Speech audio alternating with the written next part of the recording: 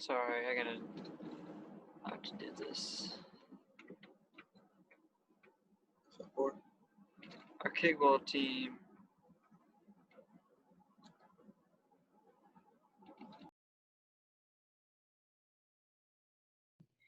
All right, well, I'm glad that Sam's at least in the right spot. Welcome to the captain's meeting tonight, everybody. I'm gonna go ahead and share my screen. Get my little picture thing out of the way. Cool. So as you can see from the little prompt, go ahead and put your name, your team's names, and the sport that you're playing in the chat. That's how we'll be doing attendance. We will get started right at 7. Just give people a chance to go ahead and roll on in for attendance. And just a couple of reminders coming into this Zoom meeting. Go ahead and mute yourself upon arrival just to lower any unnecessary interruptions that we may have. So that way we can go ahead and get everybody in and out with all of the necessary information that they need to be successful with our intramural sports season. You're free to share your video if you really want to. It's not necessary by any means, but you definitely can. And if you have any questions throughout tonight's meeting, you can put them in the chat, and Logan Lewis will be helping us out with the chat, monitoring that. Or if you really want to feel heard and you really are just an outspoken person, you can go ahead and unmute yourself and just talk. Either are acceptable. So go ahead and get settled in, take a bathroom break if you need it, get some water. Like I said, we'll start right at 7, but if you're just rolling in, go ahead and put your name, your team's names, and the sports that you're playing in the chat. That is how we will be doing attendance. I had a quick question. All right. So a few of my buddies didn't sign up on time, so we only have 4 people, but it's like required to have at least 5. So will they be able to like join late, or is there anything I can do about that? Yeah, so you can add people to your roster up until playoffs start. Okay. Yeah, so that the only reason that registration closes is to make a team. So if they wanted to make a team, they would be out of luck at this point. But you can add people, take people off to your roster if they haven't played up until playoffs. So you can do that through IM Leagues on your team page. That's how you'll do that. Okay, thank you. Yeah, no problem.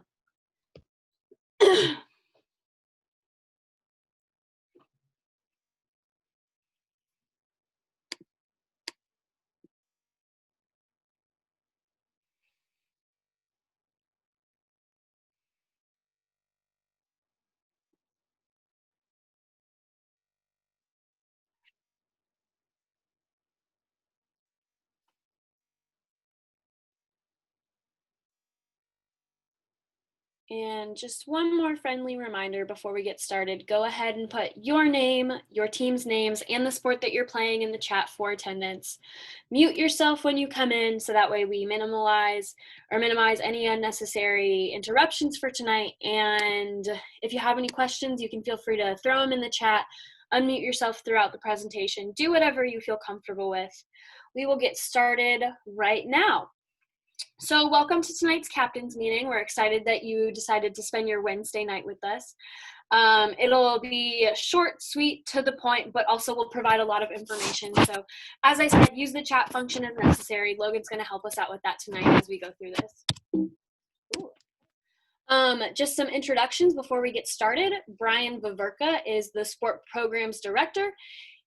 He is not here right now because he is officiating basketball, but he oversees both myself, Logan, and all of our student staff. And he is wonderful and he's very chatty. So if you ever get the chance to, go say hi to him. I'm Sarah Ortiz. I am a graduate assistant for sport programs. This is my second year in Statesboro, second year in this position. Originally from Tampa, Florida, got my undergraduate degree from the University of South Florida, and I will be graduating in May with my master's degree. And I'll let Logan go ahead and introduce himself. All right, bet. Hey, y'all. I'm Logan Lewis. I am Sarah's co-GA. I am also a second-year grad student. I am from the University of Nebraska-Lincoln, born and raised in Kalamazoo, Michigan, and graduating in May with a master's in higher education. All right. So if you are here tonight, you are either a captain or a trusted representative of your team, which is a big honor to have. You should be very blessed to have that. Some expectations that we do have for captains in the intramural world is to act as a liaison between your team and the intramural office.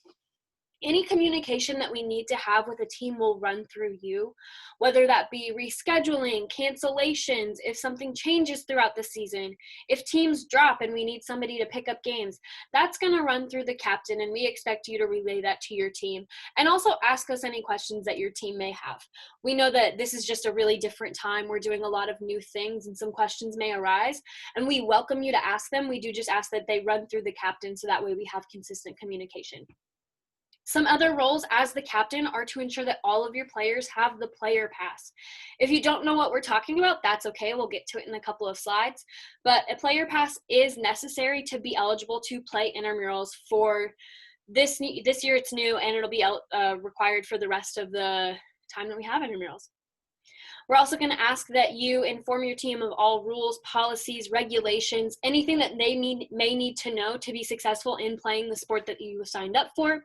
You're also responsible for getting your team organized to show up, whether that be through GroupMe, group text, email chain, if you all get up and meet on Monday nights to go get dinner and that's how you chat, whatever works for you, making sure that your team shows up.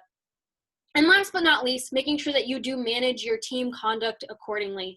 Sportsmanship matters. It's the biggest thing in intramurals. And, we understand that ejections are going to happen. People are going to get heated. We just ask that you as captains do assist us if we need to remove somebody, if we need somebody to calm down, if we're having an issue with one of your players. We just ask that you as a captain assist us with getting that person to calm down or any information that we may need from them. So like I said, the player pass is new this semester. We did some surveys and people who have played before, and before we had the captains play the team fee, and that just was way too much for captains. They were never getting reimbursed. It was a burden for them. So what we decided to do for this year was have each person pay individually. So there are 3 options for the player pass. You can get the one-time team pass, which is $5, and that is good for one team. It doesn't matter if you're playing multiple sports or on multiple teams within the same sport. You'd have to pay that $5 every single time. The $15 is an unlimited semester pass, so you can play all of the sports that we offer for that semester, or the $25 is going to be the unlimited annual pass. Now, at this point, it might seem like the $25 is a little bit redundant because you could just get that $15 semester pass and it's covered for the whole semester. But for some sports such as bowling and archery, or bowling in the CRI Open, you'll have to have that $25 unlimited pass to be able to participate. So just keeping that in mind as we go throughout the semester. And one really cool thing about the player pass is that once you buy it, you have the opportunity to upgrade it. So if you see that our schedule is only done through spring break and you're like, I only really like one of those sports, so you only get that $5 one-time pass. If once we release our spring break schedule, you realize that you want to participate in some of those sports, you can go ahead and upgrade your player pass and get either that $15 or $25 pass at the difference of $5 if that's what you wish to do. Some steps on how to buy this player pass. If you log on to IM Leagues, up at the top where it says your name, and you can go through the different forms that we have on IM Leagues. If you click this My Payments button, it's going to take you to this page. You'll click Payment or My Pay Packages on the right-hand side. And then once you click that My Pay Packages button, it's going to take you to this screen on the left over here, where you can either purchase this $5 player pass, $15 player pass, or the $25 player pass. Now, once you've purchased one of those player passes, let's say you go to register for another team. If you bought that $5 player pass, it's going to ask you to either renew it for another $5, or you can upgrade to the semester pass for $10 or the annual pass for $20. So that's what it's going to look like if you've already purchased a player pass in the past. Talking about some COVID protocol and precautions, because it may be a new year, but COVID is still not over. Some things that we have put in place for this year to make sure that we are keeping you all safe, keeping our staff safe, and that we can continue to play intramurals are that you, one, have to pass a quiz on IM Leagues. It's an 8-question quiz. It's just yes or no, saying that you understand all of our COVID policy that we put in place. Some of these questions include that masks are required during the entirety of play, even if you're not physically on the court, on the field, in the wherever we're playing. that you have to bring your own water. We will not be providing coolers as we have in the past. That spectators are not allowed for this season, for this semester of intramurals, and that you will have to pass a COVID-19 screening. If you've gone into the rack at any point in the past year, then you know you have to fill out that questionnaire on the Live Safe app. That will be consistent for intramural sports, both indoor and outdoor, and you'll also have to do a temperature screening to be eligible to play. Working with intramural staff, I think that one of the biggest things to remember in this time is that they are just doing their job. If they have to, have those conversations with you that might be a little difficult about COVID, putting on your mask, or if you don't pass that screening, just keeping in mind that that is their job. They are there to keep everybody safe, and those are hard conversations for them to have. Just be sure that you're treating them like people, you're treating them like students, because that's what they are. And it's going to be really awkward if you curse one of our staff members out and then the next day you see them in class or you get assigned to a group project with them. So just keeping in mind that they are people too, that they work this job, they do a very great job at their job, and just treating them kindly as you go out and play intramurals. Something that we started last year that we are so excited to continue this year is the All IM team. Now, if you've never heard of the All IM team, it's basically like an intramural Hall of Fame. At the end of the academic year, we will award the top 5 women and the top 5 men in intramural sports, and that's going to be based off of team play, participants, statistics, MVPs, championships, and essentially those people just go down in the Hall of Fame. They'll be on the intramural website for life. We take your picture, write a little blurb, and it's really just a great way to keep competitiveness up. So looking at our watch list from the fall semester, we have the top 20 women and the top 20 men on this watch list. All of these are very deserving people. They've participated in multiple intramural sports. A lot of them have won championships, won t-shirts, and been very involved in intramurals. So this is a very deserving list. And I'd like to see more people on this list that are in these meetings now, so that way we can continue to grow this, and you can be a part of the legacy. So moving on to some of the fun stuff, talking about inclement weather. With a lot of our sports being outside, this obviously could potentially be an issue. If it is raining outside, we do ask that you don't call our office, don't email our office. I promise you, we know, we have windows in our office. We won't make any decisions based off of weather until 4 p.m. the day of the game. Once we do make that decision, we will communicate that with the captain via email, via IM Leagues. We'll post on our Twitter, post on our Instagram, and those are going to be the places that you can check to make sure that your game is either going to be played or not. Keeping in mind that during these times we will not be playing in the rain, specifically because we are wearing masks. So if it's raining at all, we will not be playing. It is a safety concern, and we don't want anybody getting hurt out there just because we are playing, or we won't be playing in the rain with masks. Talking a little bit about social media, this is our plug to ourselves. Follow us at GSU Intramurals. On Twitter, that's going to be where we post a lot of the information that you will need to know as captains. We like to call it the captain's best friend. This will be where game updates are going to be, sport updates, anything that you may need to know about registrations, anything fun that's going on is going to be on Twitter. Instagram, we like to use more for gameplay, for tagging you all while you're out there at the fields doing things at intramurals. This is where we're going to go on Instagram and post that. Most of the time, we'll try and get your handle and tag you so that way you can share it too, because everybody likes seeing themselves on social media. It's always a good time. So if you see us out there taking pictures of you, feel free to approach us. Feel free to talk to us. We're more than happy to tag you, more than happy to share anything that we have with you. And then our Facebook is just going to be for champ photo storage. So if you are really interested in seeing anything that we have from the past, go ahead and check out our Facebook. So talking about alcohol and tobacco, intramural sports has a zero tolerance policy.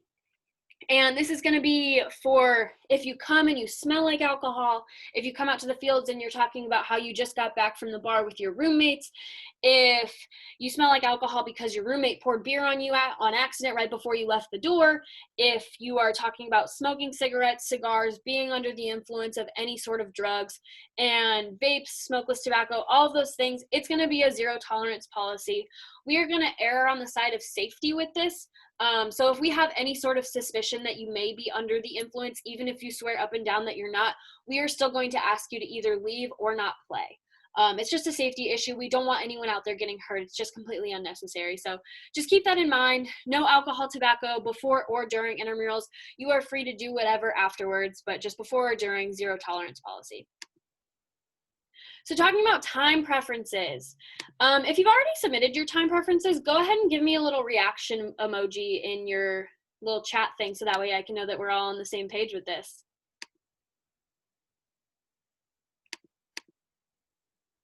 Nobody. All right, good. We're in a good spot for intramurals this semester. Well, since nobody's done their time preferences yet, go ahead and get on that immediately after this meeting. Time preferences are going to be how we schedule your games, and we don't want to schedule you when you can't play. So we give you a chance to tell us when you can't play before we make the schedule. It's going to be really important that these are set by the end of the day today, because we are going to work on this schedule tomorrow to have it out to you all by Friday morning. So the way time preferences look, if you go onto your team page and you click on the team options, it'll give you a little time preferences button like right around here. And you can block off the times that you're not available. So right now for 21 Jump Serve, they're available for all of the times that they have. You can mark up to 13 times unavailable for certain times. Usually it's going to be up to 2 full days that you can mark unavailable. So let's say that you're playing with like a team of people that you have class with, and you know that Monday nights you all have class together. You can block off Monday nights so that way you don't accidentally get scheduled when you can't play. Or if you prefer to do it on like specific days, so let's say that you know that like Wednesday the 23rd doesn't work for you, you can go to this detailed view and it'll tell you all of the specific days that we are playing intramurals, and you can block those days off specifically.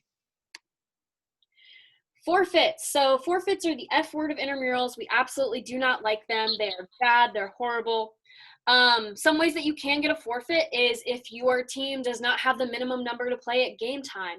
And with a lot of individual and dual sports, this happens. It happens a lot because there's only 2 people on your team and there's not a whole lot of people on your roster to back you up. So making sure that you are aware of when you play and whether or not you can play. Because once you get a forfeit, it's 1, counted as a loss, and nobody likes losing. 2, it's an automatic drop from playoffs. You are ineligible to qualify for our champ shirts, and they're really cool this year, so nobody wants that to happen to them. On the second forfeit, you will have your team dropped from the league. So just being aware of your game time and making sure that you have the roster size to be able to play intramurals is going to be really important for going into the season. Keeping in mind that we do schedule staff out there to go ahead and work your games, and it's a really big bummer for them when we just have forfeit upon forfeit upon forfeit and they're just sitting out there for hours not doing anything. So if you do need people on your roster, we have a lot of free agents that are looking to play, so go ahead and pick them up. Yeah. Defaults. So defaults are a little bit better than forfeits. We still don't prefer them, but they are better than forfeits.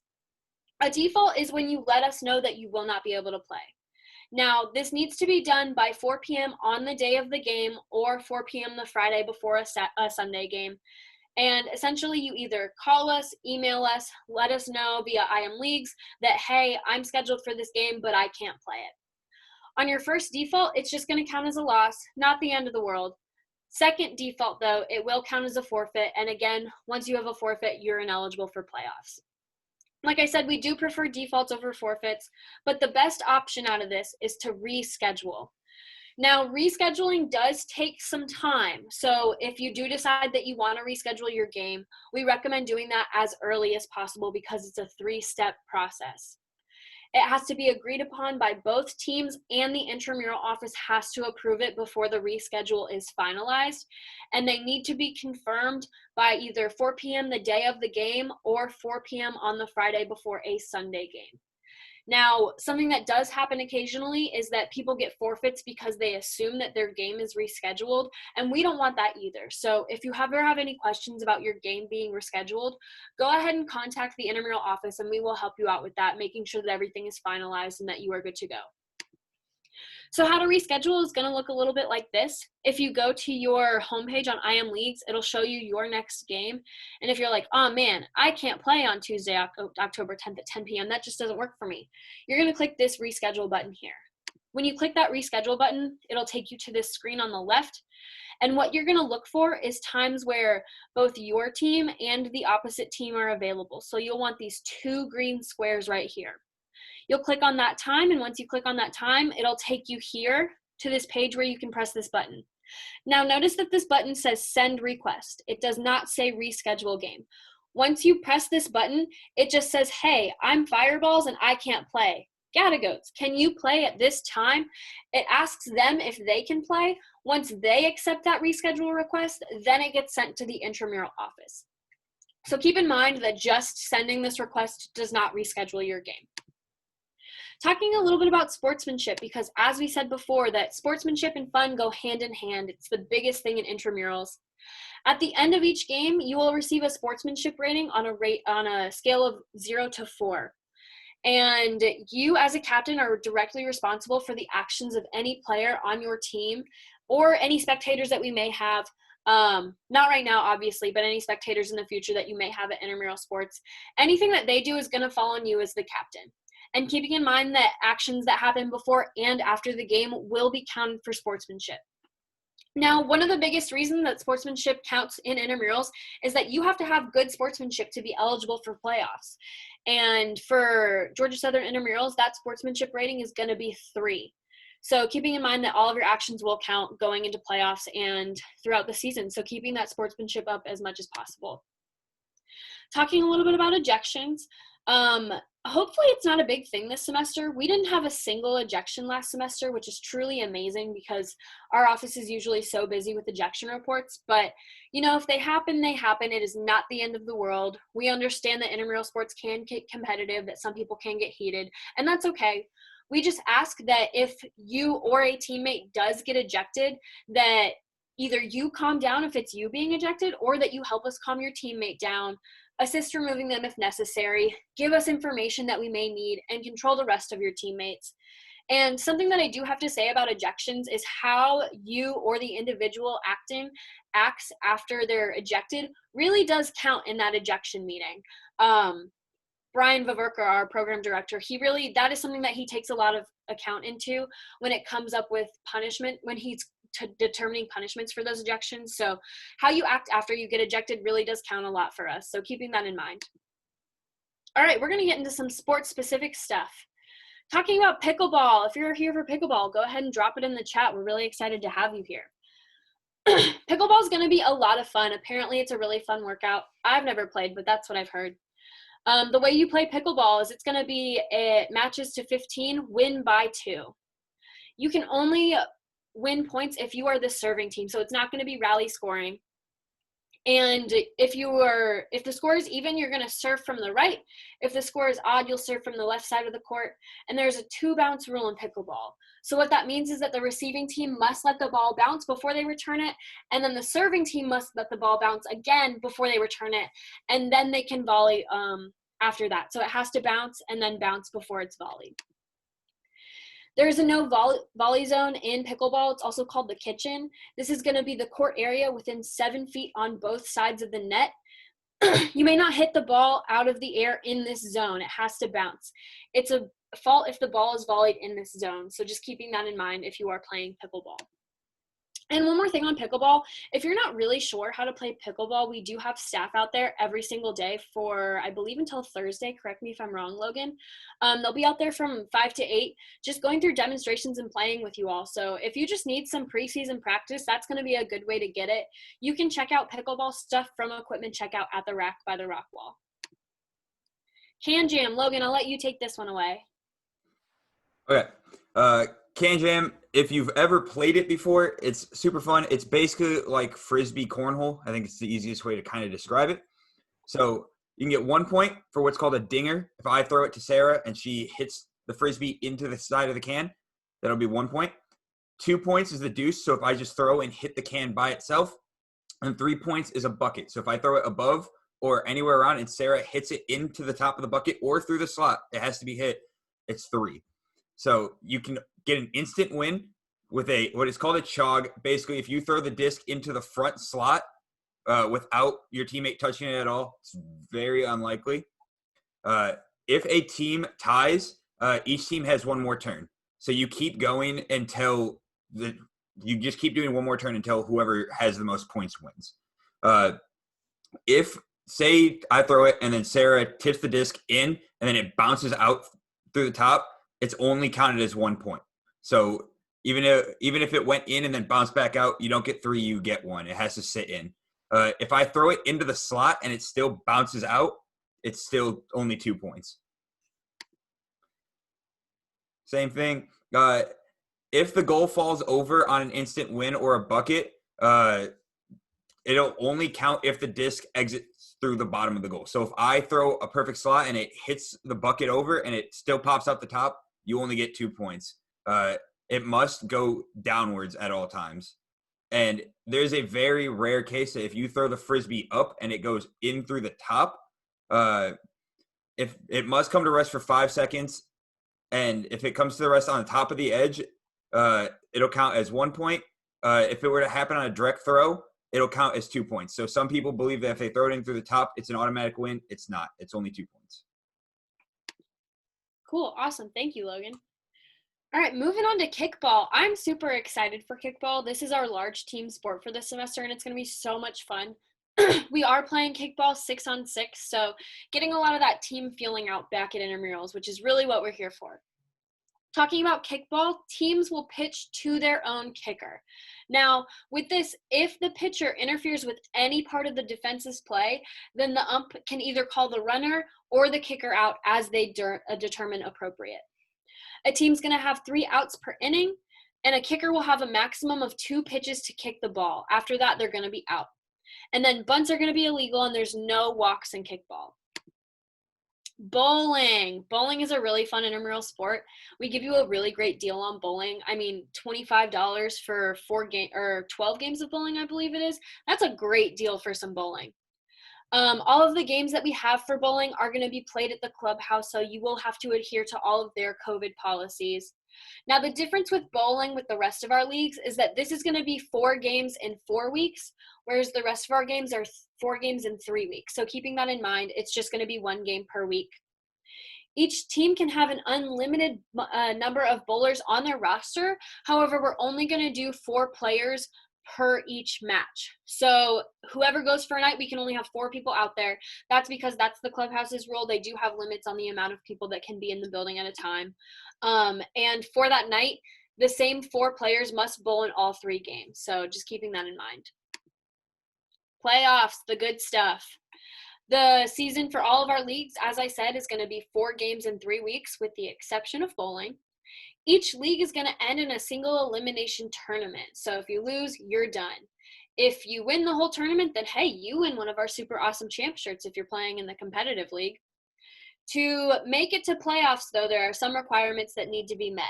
The first one is going to be that sportsmanship rating of a 3 or better. You have to have no regular season forfeits, and then you have to win a third of your games at least. So you can either win 2 of your games, 3 of your games, 4 of your games, or if you pick up some extra games, that gives you a better chance of winning. So keeping that in mind as we go to playoffs. So something that we do that we think is really awesome is we allow you to pick your own playoff spot. If we allow you to basically pick when you play throughout the season, then it's not really fair for us to just schedule you for playoffs. So we allow you to do that. And once playoffs does roll around, we'll send you a debrief on how to do this again. So don't worry if you're a little confused or if you think that you're going to forget. That's okay. We'll remind you when the time comes. Once we all go through and make all of the brackets of all of the teams that have made it to playoffs, if you log on to IM Leagues on your team page, you can see that the bracket is available and then the time that you can select your playoff spot. To see the bracket before you can pick your slot, you're going to click this blue view bracket link right here. It'll take you to this screen. So that way you can see through any of the potential games that you may play. So if you pick this slot, you'll be playing on October 4th at 7, October 4th at 9, and then October 4th at 10. If you pick this slot, you'll be playing on October 4th at 9 and October 4th at 10. So knowing that when you pick your playoff spot, you can see the whole route that you're going to go through the bracket. So making sure that you're available for all of those games. When it is time for you to pick your spot, it'll say it on IM Leagues. Hey, congratulations, you can go pick your slot. You'll click this view bracket button and it'll take you to this page. Now, keeping in mind that some teams may have picked already, so the spots that you can select will be highlighted in yellow right here. So once you click this select button, it's going to take you to this screen to make sure that you confirm that that's where you want to be. You'll click yes. Now, one of the biggest things with picking your playoff spot and just playoffs in general are that there will be no reschedules allowed. Just because playoffs are a little bit more time sensitive than the regular season because we do have to get certain games in before other games. So if you pick your playoff spot and you're good for that first game, but all of a sudden you're not good for that second game, for that second round of playoffs, if you email us asking to reschedule, we won't be able to do it. So it is very important that you pick a spot that you are actually able to play in. Talking a little bit about IPC, Injury Prevention and Care. They are fantastic ladies. They are 2 certified athletic trainers that are on campus Sunday through Thursday from 5 to 10 p.m. For this semester, they are offering acute and emergency care only, which means that if there is an injury that occurs that day at the RAC, they will help you out, no charge to you. But if, like, let's say you have like a recurring injury, or like if my wrist has been hurting me for a week and then I go play can jam and I slot it into the can and I win the whole game, but I hurt my wrist a little bit more and I tell them that, they're not going to be able to help me because it's not acute care that happened right there at the RAC. It's something that's happened throughout the day. So just keeping that in mind. But Madison and Lizzie are both very wonderful people. They are great extensions of our program and we're so thankful to have them. Talking about club players. So unfortunately, it says club soccer on here, and that is incorrect. You can't have more than 1 club ultimate Frisbee player on a competitive roster for Can Jam. So keeping that in mind, and that is going to be whether they play on, you have your friend plays on the men's club ultimate team and you play on the women's club ultimate team. We can't have more than 1 club player. Doesn't matter whether it's men's or women, and they can only play competitive. So just keeping that in mind for Can Jam. Free agents. Now, we talked about this a little bit at the beginning when we were talking about rosters and making sure that you had people who could play. Free agents are a great way to pick up people if you're short a couple of people.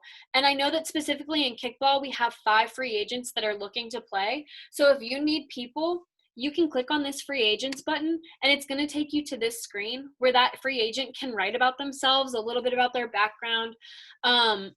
This guy was a former D2 pitcher and an outfielder. I'm probably going to want them on my kickball team.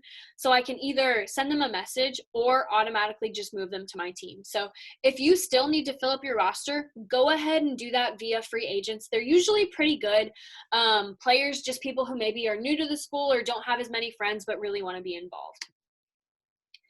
Talking a little bit about our check-in process. So when you come to sign in for intramurals, you are going to, 1, need to be on the roster. That's going to be the most important part. And 2, you're going to either need to have your Eagle ID or a physical government issued ID. And that ID has to have a picture of you on it. So it can be a passport, your driver's license, whatever you may have, but it has to be the physical ID. We won't accept pictures. Now, let's say you walk up, you added yourself to this roster at 7 and your game is at 8, you're not going to be on the printed out roster that we have. So if that is the case, you are going to need to fill out a pink slip. And these turn our check-in process from a 20-second process to a 2-minute process. They're not the end of the world, but we do prefer that you are on the roster before 4 p.m. the day of your game, so that way our staff has you on their documentation ready to go, and we don't have to go through the process of filling out pink sheets because it does become a little bit of a hassle. If you really want to look at the rules, which I would recommend before we get the season started, you can do that via our website, which is recreation.georgiasouthern.edu/intramurals. They're all going to be there. And if you have any questions about them, feel free to email us at sportprograms@georgiasouthern.edu. All right. Does anyone have any questions, anything they want to talk about? Logan, anything notable in the chat? No. All right. Awesome. Well, that is all we have for you tonight, everybody. Thank you all for coming. We're really excited to get this next season of intramurals going for the semester. If you have any questions, feel free to hang out after. I'm going to be on here no matter what. And thank you all for coming. Enjoy the rest of your Wednesday.